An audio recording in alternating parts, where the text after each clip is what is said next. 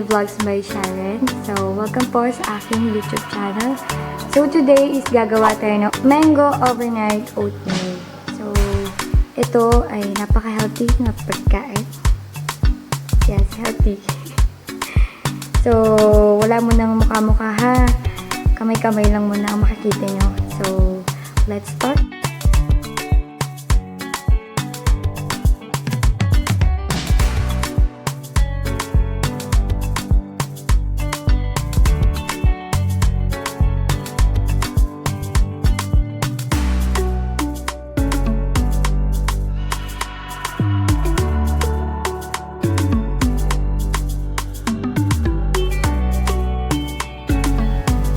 So first, lalagyan natin itong sa mason jar, itong Quaker Oatmeal.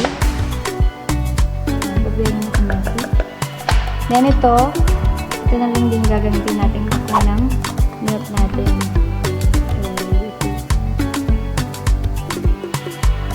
So, ito, 1/2 cup milk.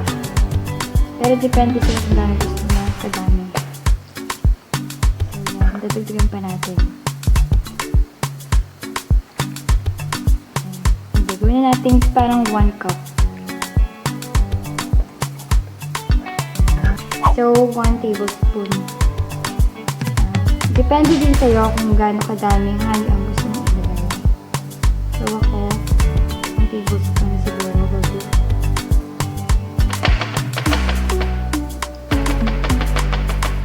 Ganito naman po.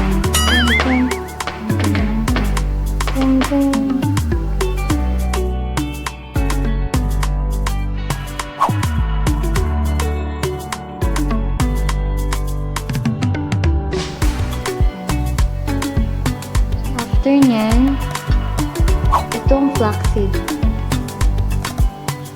And then, 1/4 teaspoon ng salt. And then, mix again.